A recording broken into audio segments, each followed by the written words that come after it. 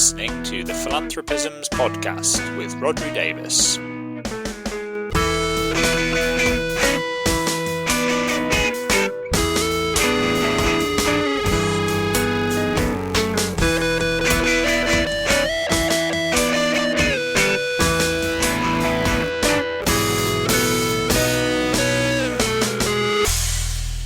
Hello, you're listening to the Philanthropisms podcast. This is the podcast where we try to put philanthropy in context. And this week we've got a great conversation. It's with Scott Greenhalgh. Now, Scott is the chair of Social and Sustainable Capital, which is one of the longest-standing social investment funds in the UK. So, as you might have guessed by this point, I was having a conversation with Scott all about social investment and impact investing and how it relates to philanthropy. So, really interesting to get a chance to dig into a topic that we've kind of touched on at times during the podcast, but I'm not sure we've ever really kind of addressed front and centre, but I think it's a really interesting and important. So I sat down with Scott recently to talk about this, and we covered a whole range of topics. So we talked quite a bit about some of the definitions involved, which I think sounds dry, but is actually really important. So what is the difference between social investment, impact investing, and some of the other terms that are out there like ESG investing? Is there a necessary trade-off between financial and social returns? So if you're trying to do social investment or impact investing, are there genuine kind of win-win opportunities where you can get both equally, or does it always involve,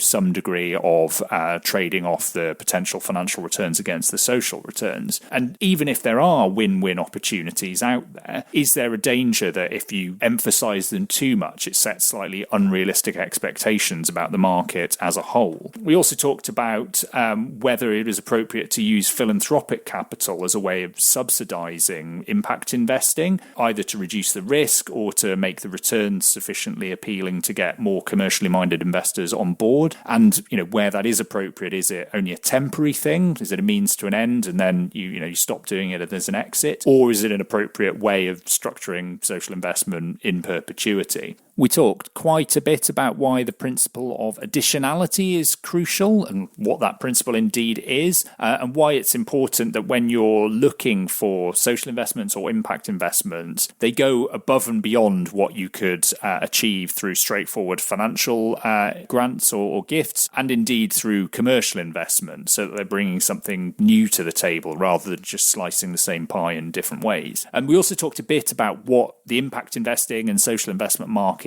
look like in the UK at the moment. Who are the main players funding it?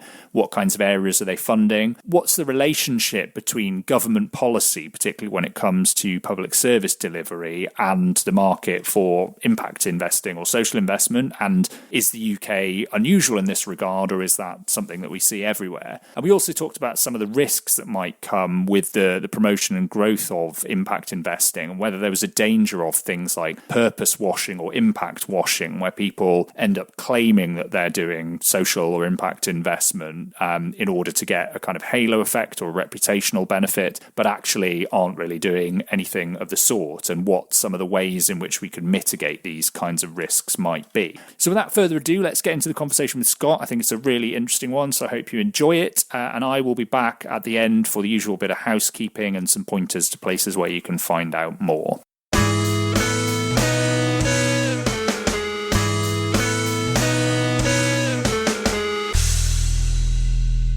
Okay, great. Well, I'm here with Scott Greenhalgh. Hi there, Scott.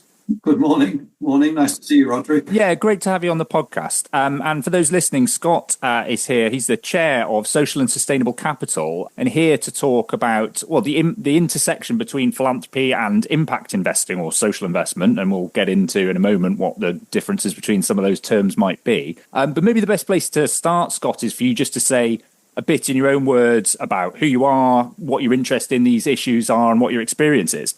Yes, well, thank you, and it's lovely to be here. I started my working life as a conventional banker, then private equity person, and then about 15 years ago started doing more and more in the not-for-profit space.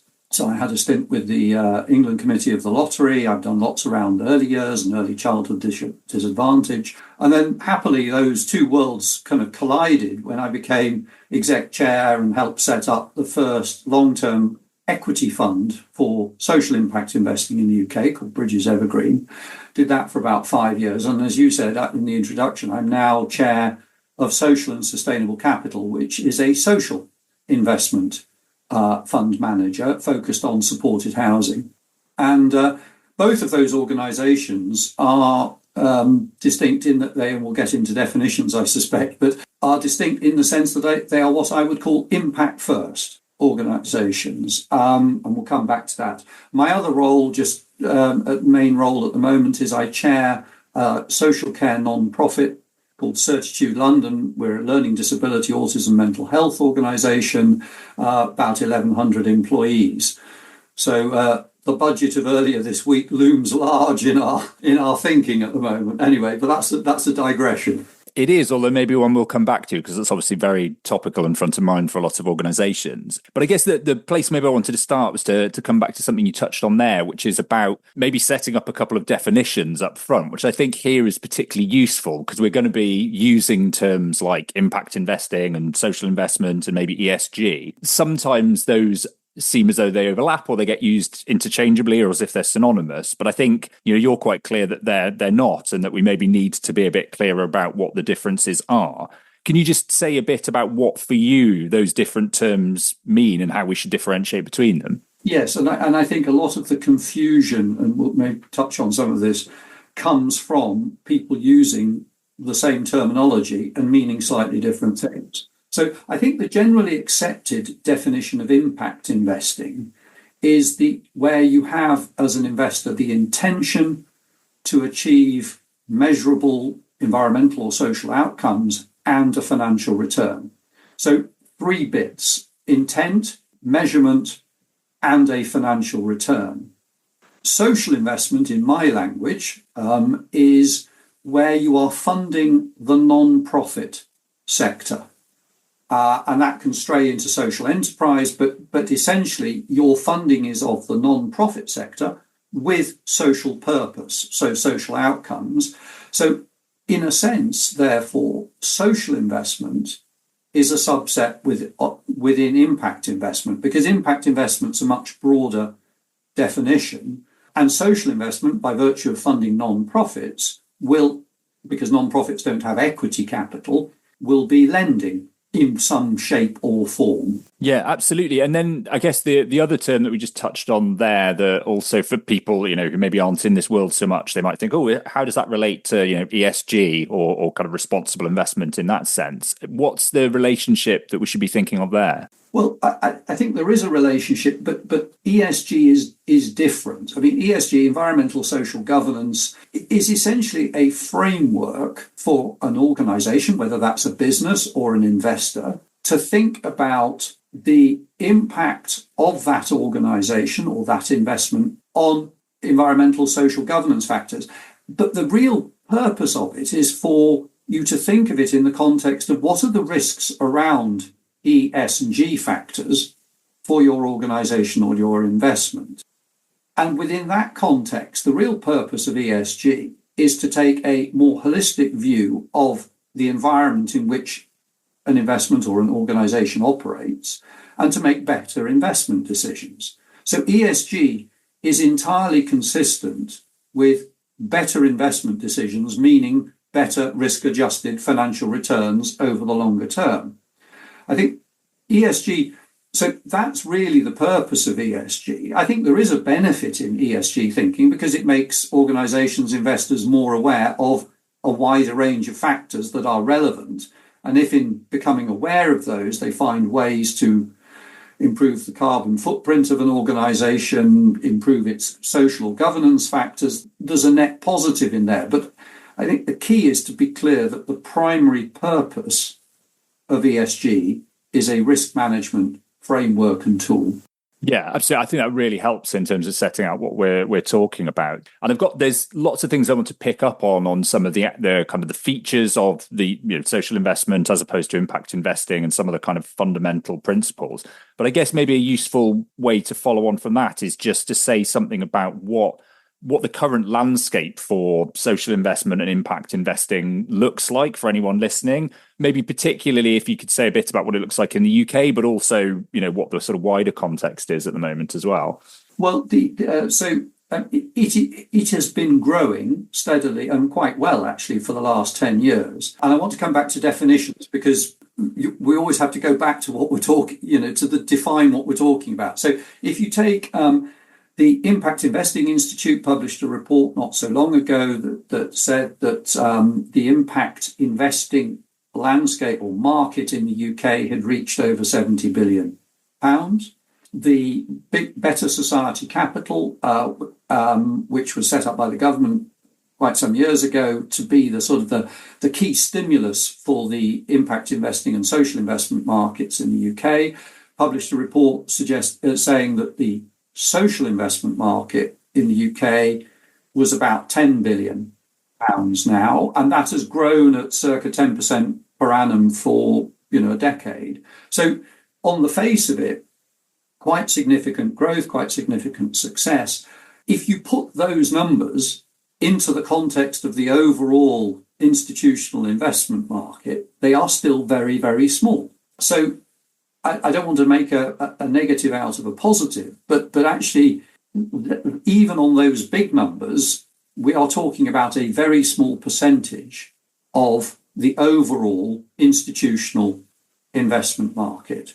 Now, BSC's definition of social investment is, in truth, slightly different to mine, but that's probably a rabbit hole to avoid.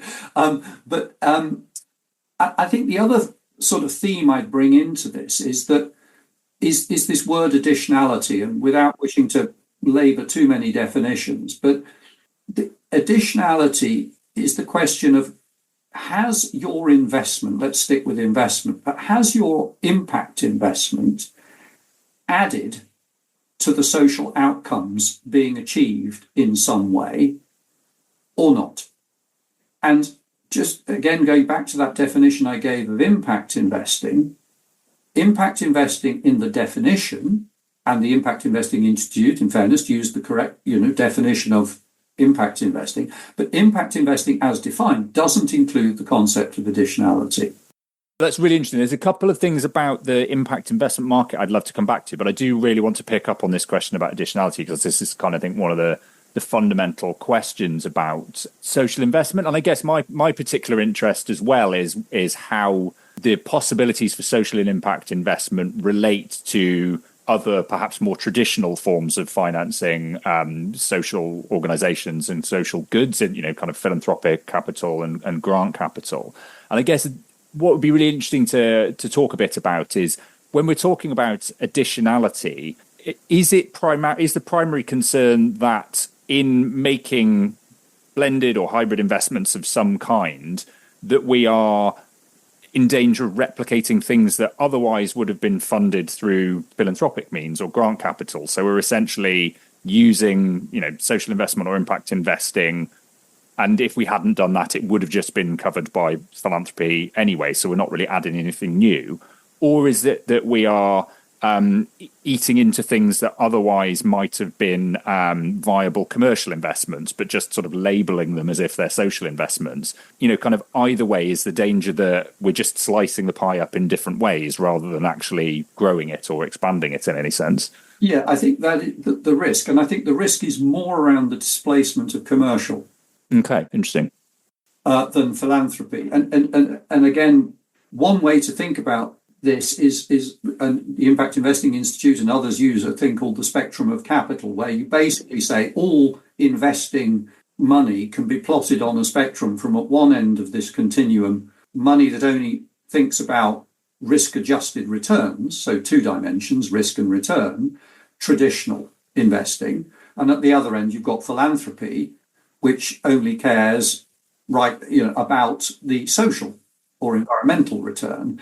And if you plot everything on that journey, you move through responsible investing, sustainable investing, impact investing, where your focus is to generate market level financial returns, impact, so-called with impact, through to impact investing, where you are accepting a lower financial return or a greater risk in return for a hoped for better social return through to philanthropy in its various forms. So I think the risk around impact investing in this definitional sense is that, are you labeling, to use your words, and I agree with you, are you labeling certain things that would have happened anyway in a commercial sense as impact investing, and in a sense the impact investor's money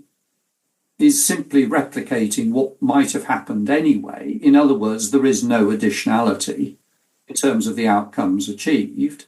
I think where philanthropy plays its role on the basis that philanthropy has no expectation of a financial return, the risk of displacement with any money that expects some level of financial return is much, much less.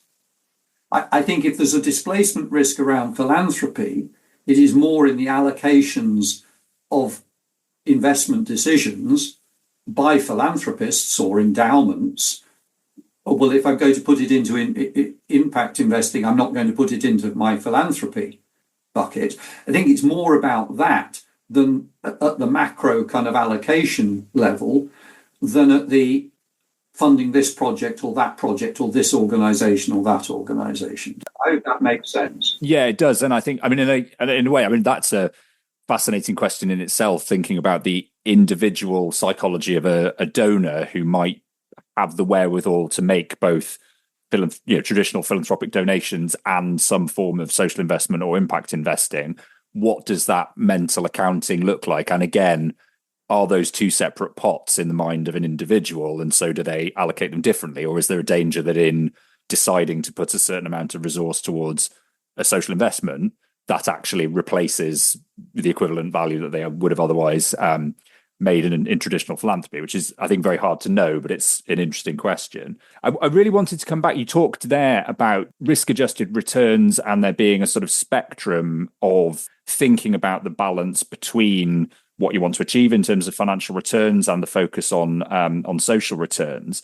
And I guess one of the things that people often wonder about when they think about social and impact investing is whether there has to be some sort of necessary trade-off between the social and the financial, because increasingly it feels as though there are people who perhaps want to push the idea of impact investing particularly, who want to claim that there's no such trade-off and that actually you can have these win-win-win types of investments. Is that genuinely true? If it is that only a small part of the market? And a third part to the question, do you think there is potentially a sort of danger in pushing that narrative too much because it sets unrealistic expectations about what is possible when the reality is actually in a lot of instances there will need to be some kind of trade-off? Well, I at the risk of coming back to this definitional question, I think this question around definitions and additionality actually lies at the heart of the answer, because if you are accepting the intent, measurement, financial return definition, which is the definition of impact investing, there are many situations where you can achieve some level of impact as defined with market normal financial returns. The question is, though, if you are focused on this additionality point and you're saying, well, actually, I want my impact capital to be additional, in other words, to achieve something that wouldn't have happened otherwise, the sort of the counterfactual, then there are a lot of studies out there that say, well, actually, if that's the case, then traditional finance wouldn't have done that, made that investment. So there must be some trade-off around either the risk dimension or the return dimension in the pursuit of a greater social impact. So, and I think a lot of the confusion in the sector about, well, I've got to sacrifice returns to do impact investing or not, or I can achieve everything, I can have my cake and eat it, so to speak. comes from that kind of core point, which is, does it need to be additional? Now, there are quite a few, and going back over 10 years, there are quite a few studies that, academic studies, that argue both sides of this. More recently, I think in the last year, from Harvard University academics, there was a study focused on the US, which asked the question, should impact investing be additional? And is impact investing additional? And basically came to the conclusion that it should be, and it isn't. Or it isn't to only, they were looking at venture capital and growth equity impact investing, and concluded, I think, that something like 12 or so percent of the impact in so-called impact investing was additional. And that actually, and they looked at both the pre-investment decisions, so ex ante, were you doing things that would have otherwise not been done? Answer, only in a very small number of cases. And ex post, i.e., did you behave as an investor post-investment in a way that helped that organization drive greater impact than it would have otherwise done? Because you could have either or both. And their answer was actually even more negative. Now, they used a particular lens to answer the question, but they concluded that if you looked at impact investing through the frame of additionality, then relatively little of the impact investing was additional. Now, why does any of this matter? If I think about UK and UK social need, we have a lot of UK social need being addressed by philanthropy. We have outsourced a huge element of our public service delivery. Think of social care as for instance, housing, some of the housing management activities to non-government organisations. Many of those are not-for-profit. Many of those are private sector. And depending on which bit of the public service delivery universe we're talking about, so those proportions will vary.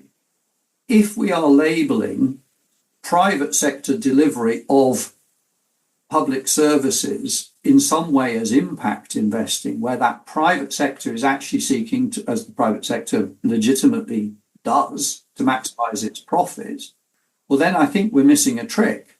And maybe there's a need to think about, and again, back to that spectrum of capital, that element of capital, or how do we grow that element of capital that, yes, wants some level of financial return, but is actually willing to trade off some level of greater risk or lower financial return in the pursuit of greater positive social outcomes.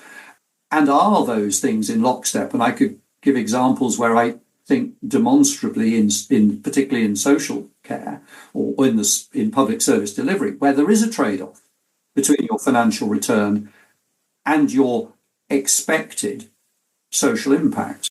Brings me to something else that I wanted to ask, which is about the importance of measurement, particularly in terms of the element of social return or in social outcomes, because it does seem to me you could get some way towards what you're saying by having a view of saying, well, as long as people are applying an investment mindset in areas that we know to be socially beneficial, is that enough?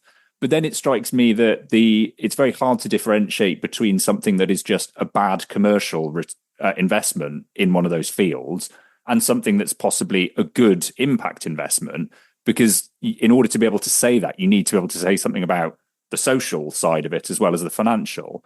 And despite the fact there's an enormous industry out there that's focused on this these days, it still feels as though there's a kind of fundamental asymmetry between our ability to measure financial returns in a way that everybody understands and is consistent, and the ability to do the same when it comes to the social side of things. So what's your thinking in terms of how we make it possible for people to combine those two to get the right sort of overall measure of the value of an investment? Well, and as you know, there's been lots of work around impact measurement frameworks. I mean, Impact Management Project being one of a number of examples.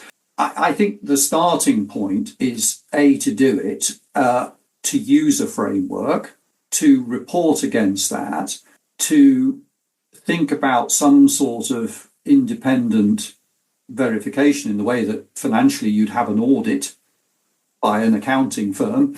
And there are a lot of trends and efforts going into getting to a sort of standard form of accounting for impact measurement. I mean, it's a complicated journey. And, historically, a lot of the impact measurement has been marking your own homework, which, always has a limitation around it. Against that, it's incredibly hard to do an impact audit or to bring somebody in because huge additional cost, complexity, etc., etc. So I think the sector's on a journey. The sector's made great progress. There have been a number of parties who have contributed massively, IMP being one, to that progress, and it's got further to go. But I think the key watchwords, and it comes back to things like greenwashing and purpose washing and so on, is for the sector, the investment sector, to be as transparent as it can be. And I think that transparency starts with being clear about your intentions around risk return impact, and then being as clear and transparent as you reasonably can be about the ways in which you're measuring it. Yeah, absolutely. That makes a lot of sense. And one of the other things I was really interested to ask you about is less in terms of measuring the value of those investments, but more about structuring in the first place to deliver potential impact investments that have a rate of return, financial return on them that might be appealing to more commercially minded investors. In a lot of cases, it seems as though one of the ways that people do that is to try and leverage more impact first forms of finance, particularly maybe even philanthropic. So you kind of combine a layer of philanthropy or more traditional grant funding to absorb some of the risk or act as kind of first tier, first loss capital. And that reduces the risk or makes the return slightly higher. What's your thinking about that kind of approach? Do you think that is a sort of a positive way to use philanthropy? Do you think there are perhaps risks in terms of using philanthropy in that way? And do you think those kinds of models are ones that work for a short period of time with an exit in mind, or are they something that you can kind of build long-term investments on? Well, I think it's back to the horses for courses. I mean, it's a bit thinking of the spectrum of capital, thinking of this concept of additionality. If the levering in of philanthropic money, let's just stick with philanthropic or first loss money, enables something to happen that wouldn't have happened otherwise and crowds in other money, then arguably that is a positive because something is happening that would not have otherwise happened. The government, just pick the announcement in the budget this week, which was that there'll be a further consultation on a further tranche of money for the impact investment sector in the UK.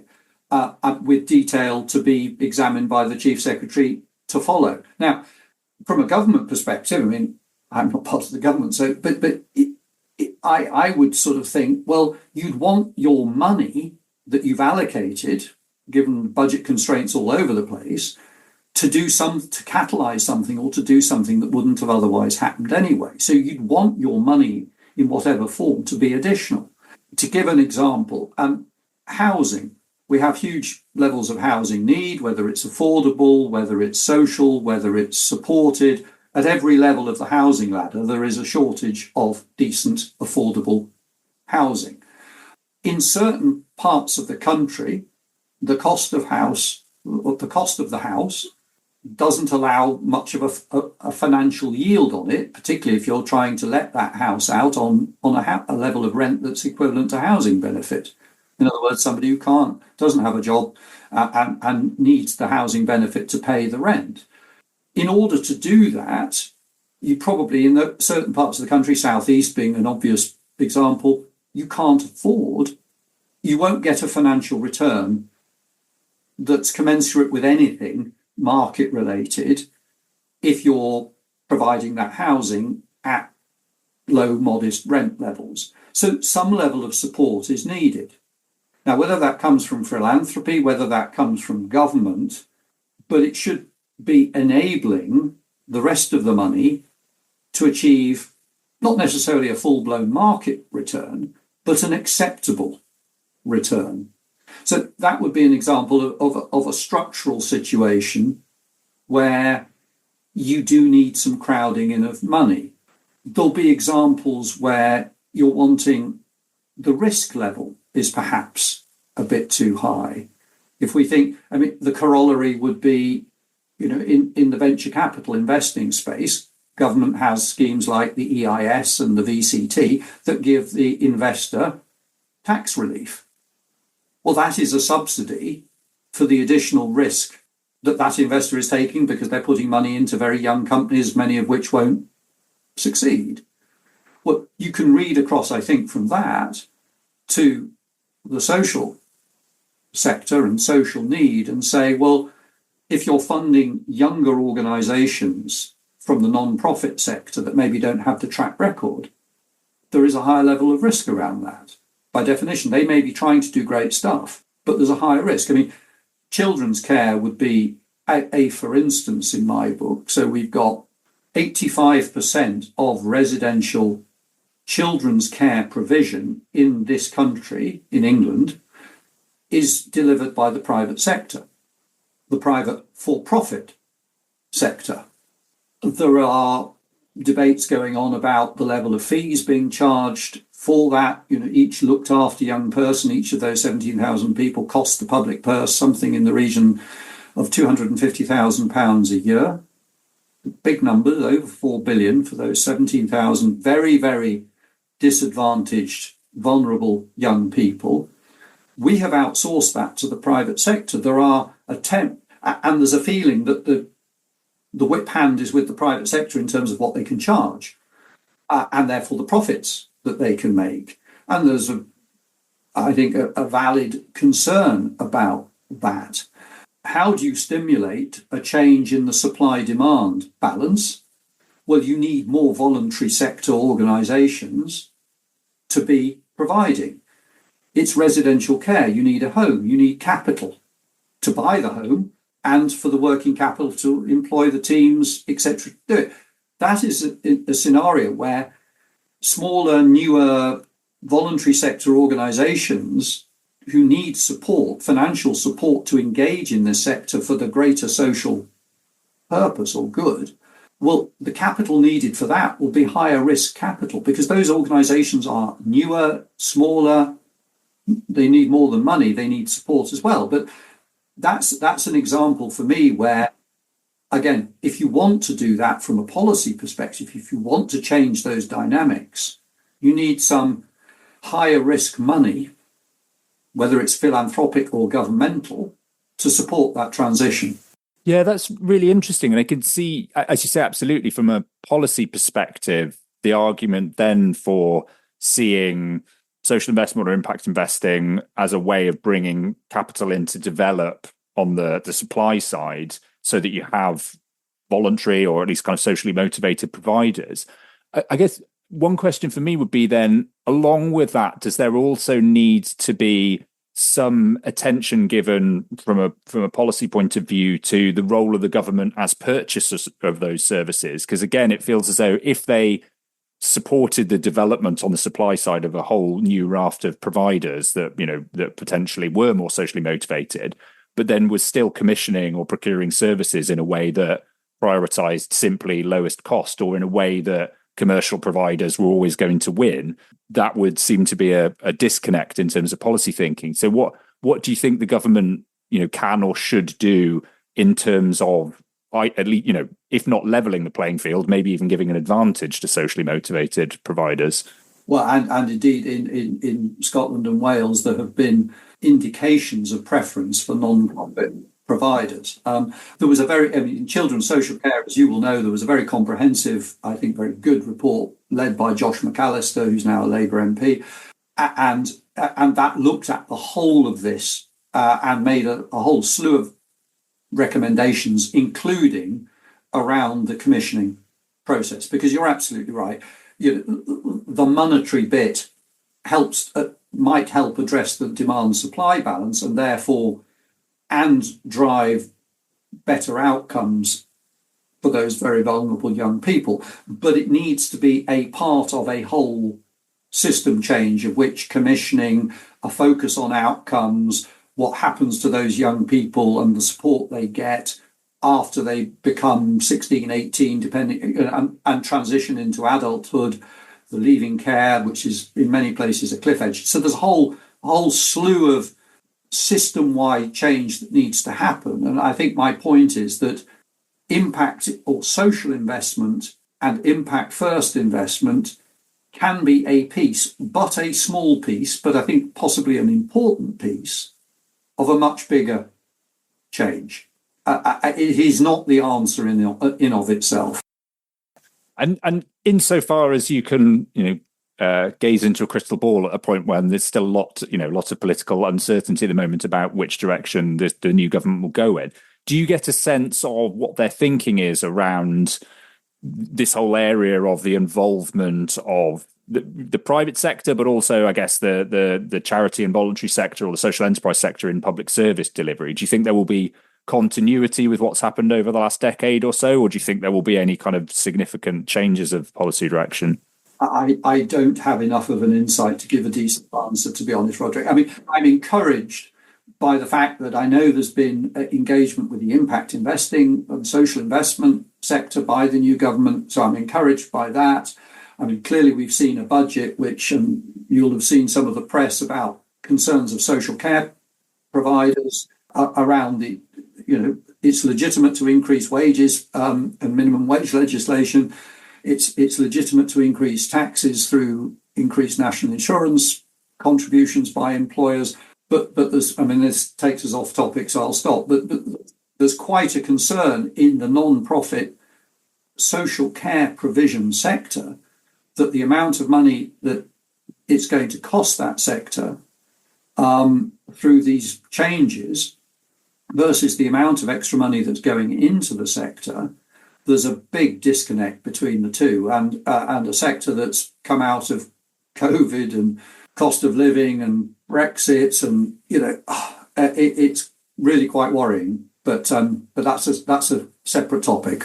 Say very front of mind and kind of fresh in the mind for lots of people, and I think very true. On the one hand, the supportive words and actions towards the voluntary sector and philanthropy and social investment are welcomed, but then if they're kind of outweighed by changes that are quite understandably made in other areas that make life more difficult for those organizations, it's sort of hard to connect those two things together sometimes. I guess that sort of zooming out slightly from this discussion, it makes me think, one of the things that feels very obvious about certainly the impact investing sector in the UK is that it is in many different aspects kind of very closely bound up with government policy, and particularly the government's approach to creating public service delivery markets. I guess my question is, does that necessarily have to be the case, or is it different in other places where you've seen impact investing take off? Is the UK unusual in that regard? And also, does it bring a particular additional element of political risk because you are slightly beholden to policy decisions that aren't necessarily within your power to control? Yes, yes on both.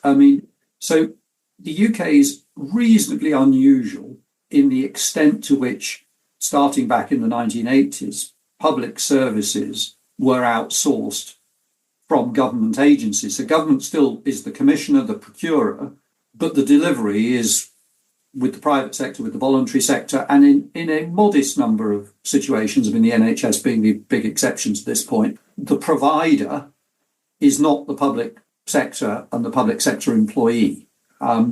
So we are unusual as a country in that, and we've talked about children's social care as an example among many, many others of that. In terms of, so we are unusual. I think the risks, therefore, are there because policy change is a risk. And if you look at where private capital, be it for profit, be it impact first for profit, has tended to focus, have been on those areas where the statutory duty on the public party to provide support is firmest. I said in the intro, I ran an equity-focused impact fund. It was investing in private companies that we felt had a sense of purpose. I think it was an impact first fund under the Harvard definition. We looked at a range of organizations, and we did invest in children's care in the belief that finding a middle path was important. We looked at other sectors, but it was easier to look at sectors where the local authority or the public entity had a statutory duty to provide. If I read across to education, training, skills, take apprenticeships, take in-work training by the government, that's a much easier area for policy to change. And in fact, over the last 4 or 5 years, there's an example post my time of running that fund where there was an unfortunate example of an investment that had problems. In fact, it went wrong because of policy change. So what that means is that you will either shy away from those investments, or you will feel nervous about those investments, or you will value the entities, a training company in my example, you should value those very lowly to take account of that risk. So yes is the answer. It limits the policy risk. If you think carefully about policy risk, it should limit your willingness to do certain things or invest in certain places, or the price at which you will invest. Yeah, really, really interesting. I've just got a couple of different points I'd really like to get to. It's going to involve a slight bit of jumping around. I hope that's okay, but I just wanted to make sure we talked about them. One was, we mentioned very briefly in passing before the potential role of organizations that have philanthropic assets in making impact investments or social investments. And I know lots of people listening to this will probably come from the world of philanthropy and will either work within the foundation world or have experience of it. And there's a lot of debate at the moment about how foundation endowment assets could be used. What's your view on the potential to tap into that market as a source of impact investing or social investing? From a market point of view, is it actually a meaningful pool of capital? And is it that it's a small pool of capital, but it could kind of set an example of how these kinds of investments could be mainstreamed? In both the funds I've been involved with, charitable endowments were important investors, were important investors. The 300 largest charitable endowments in the UK, I think, have something like in excess of £70 billion of assets. The amount that's been allocated to impact investing in the impact first sense is pretty modest. It would be fantastic. And again, against the backdrop of what we talked about, public services, public sector, shortage of government money, boy, wouldn't it be fantastic if more of that capital, or a greater allocation of the endowment capital, and there are good examples in the US of this happening amongst some of the very major US endowment funds, more of that could be allocated to, particularly to the impact first space. I mean, the with impact, i.e. market return space, which is ESG responsible mainstream funds, that isn't going into this point about additionality and tackling the extra need. So, in my mind, the two places which have significant capital that would really shift the dial, were they to be able to allocate a bit more, are the private endowments through their endowment capital and local government pension schemes, which have in excess of 300 billion of pensioners' money and have often a place-based, et cetera, focus. So those are the two areas where, if we could find a way to mobilize as a sector, and there are good examples of investment from both of those in the sector, lots of good examples, but boy, wouldn't it be fantastic if we could manage to do even more. And you might not be able to answer this question entirely, but What's your sense of what it is that's currently holding that back? Are there actual practical barriers in place, or is it just a lack of awareness and understanding that's the main issue? I think it's a combination of things. I mean, one is, a very strong sense, rightly so, amongst trustees of those organisations about their fiduciary duties, the importance of maintaining the real value of endowments. Well, I mean, it depends obviously on the constitutional documents of each of those endowments as to what their financial goals are. But I think there's a innate and legitimate conservatism. I think there is a concern about fiduciary duty, and again, the Impact Investing Institute did a piece with some leading law firms around this and how actually you can reconcile the two. But it would be fantastic and it would be transformative if we could find a way, not of all of it, of course not, but of more, because 5% more allocation, if the denominator is 70 billion or 300 billion, is a very big number, and is a number that could really help contribute to improving social outcomes, social return. And then one of the other things I wanted to ask is sort of thinking particularly about impact investing as you've defined it, and thinking about the instances where we're talking about investment in for-profit companies or organizations, but with a view to generating some form of social return, or where they have a social purpose. You touched on this before, and you mentioned phrases like greenwashing and purpose washing. I wondered to what extent we should be concerned about the risks that, without sufficient safeguards or the appropriate measures, or perhaps new legal forms that kind of enshrine social purpose, there is a danger that it's possible for not very well-intentioned actors to claim some of that social purpose in order to get reputational benefit or to deflect criticism, but without genuinely delivering it. This is obviously something we've seen in the environmental sector, and there are concerns about it. Do you think there are kind of valid concerns about that in the broader context of impact investing? Yes, I think there are, and with everything, there are hopefully only a handful of really bad actor examples, but then there are lots where it's skin deep in terms of the impact, and then there are some very positive examples of organizations that are really committed to driving, or trying to understand, measure and drive genuine impact. So yes, and unfortunately the bad news stories tend to hit the headlines more easily than the good news stories, but that's just a fact of life. So, but it does the bad news stories therefore do inhibit people, and again, I think it comes back to the words we've used, which is transparency, and being, if you're an investor, being very clear what you're seeking to achieve, how you're seeking to achieve it, whether you consider yourself to be generating market-based returns, whether you consider yourself to be sub-market in some way, and just being honest with your investors so that the expectations are set right.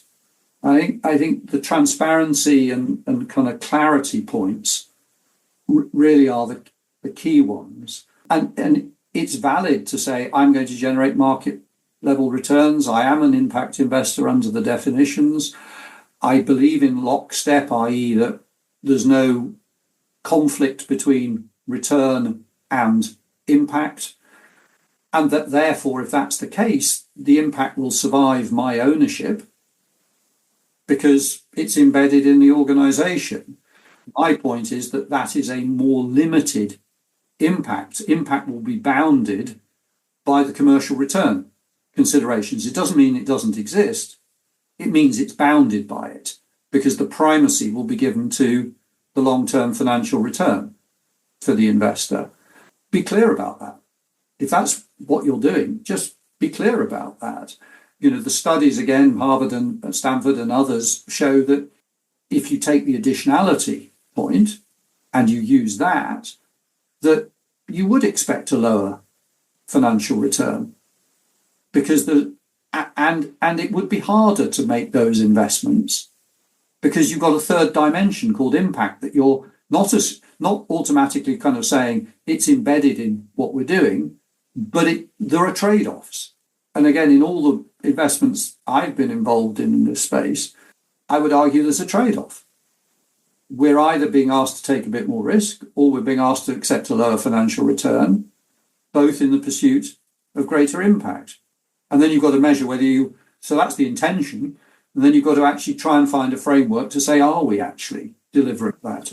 And in terms of the safeguards against these kinds of risks, do you think that the various different ways in which people have created new legal structures that allow purpose to be enshrined in some sense, like B corporations, do you think that is a useful avenue that can help people to have more confidence, or do you think that that actually we need to find other methods of allowing a multiplicity of different types of organizations and legal structures to be part of the impact investing market? Well, I think B Corps are fabulous, and I think they're a very positive thing. And there are, I think, around 2,000 B Corps in the UK, which is fabulous. The process of certification to become a B Corp is rigorous and onerous. So with that, the intent of any organisation that puts itself through that, has made a very clear statement of intent that speaks to its values and speaks to the values it wishes to communicate both within and without the organisation. So I think that's incredibly positive. I guess I'm slightly nervous of some sort of independent regulation, because I'm never convinced that regulation is always the answer, because it adds another layer of complexity and possibly doesn't necessarily help. I think it's about, if I take the B Corps have gone on that journey, are on that journey, and they will be inclined to be transparent and own it in terms of what's working, what's not working. It's sort of almost intrinsic within the culture that they are aspiring to, and in most cases, delivering. So I think that's probably the better way to go. And I think then, as an investor or as an outsider stakeholder in those organizations, it's about examining that in the micro. So I think, yes, you can embed purpose in your articles of association as a company. You can become a B Corp. In the US, you could be a public benefit corporation. You can do all of these things and embed purpose in it, in your organization, in your DNA. And I think then if you communicate that and you measure to the best of your ability, I'd stop there rather than have an external regulation element added in. Yeah, absolutely. And then just one final question that I wanted to ask, and this is, I think, a big question, but maybe looking for a relatively sort of brief answer, if at all that's possible, which is just at the absolute macro level, do you think over the long term that it's realistic to have any sort of hope or expectation that the principles that we're currently trying to explore through impact investing, of sort of thinking about the social elements of return and social outcomes, can become essentially more the norm rather than the exception within mainstream investing, and that actually the more we think about the long term, the current distinction between thinking about public good or social good and investment return actually becomes more blurred? Yes, I think on a positive note, I think it can. I think it will be, though, for the mainstream, bounded by the profit first limitation. For as long as, quite legitimately, business is looking at its commerciality and its commercial return, investment is looking at its investment return, for as long as institutional investors, private investors, are comparing the different investments that they have with each other and saying, oh, well, that one's not doing so well, financial return. Why is that? For as long as the mainstream is focused on the commercial returns, which is legitimate, then the social or environmental returns that we can generate will be to an extent bounded. So I think my answer is it's a slightly woolly one, but it's nuanced around yes, there is a universe where that applies, but there's another universe where trade-offs exist, and there's another universe where there is no financial return, and therefore philanthropy, which is obviously, I'm talking to an expert, is needed. And I think, that's really useful in terms of, I think, clarifying those longer term expectations. Just remains to say thanks ever so much, Scott, for finding the time to come on the podcast. Really great to have a chance to talk about all of this. It's definitely a topic that we've kind of hinted at here and there on the podcast before, but probably haven't covered in that much detail. So it's great to really get into the weeds on it a little bit. I'll put links in the show notes to places where people can find various things that you've mentioned, some of the reports and research that they'll be interested in. And just remains, to say thanks ever so much and, all the best for the future. Well, an absolute pleasure. And thank you, Rodri. Very nice to talk to you.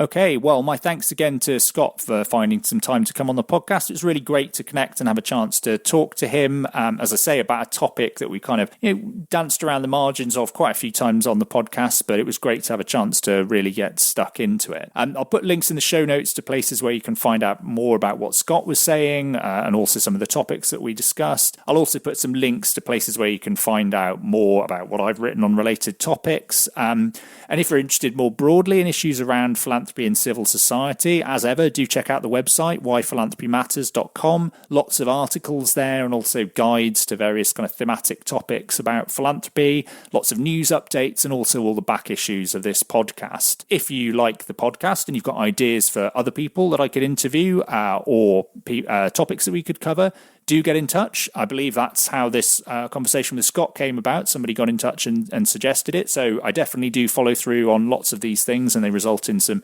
really great episodes. So please keep those suggestions coming. If you want to follow me on social media, you can do that. You can still find me on LinkedIn, pretty active there. And also, like everybody else, I'm now paying more attention to Blue Sky. All of a sudden, that seems worth doing. So I'm enjoying trying to build up a following and a follower list on there. So please do come and find me and join the fun. Other than that, it just remains to say like, subscribe, follow the podcast. Do tell any of your friends or colleagues that you think might be interested about it, because word of mouth really helps. Leave us a nice review wherever you get your podcasts, because that also helps. And I will see you next time. Bye!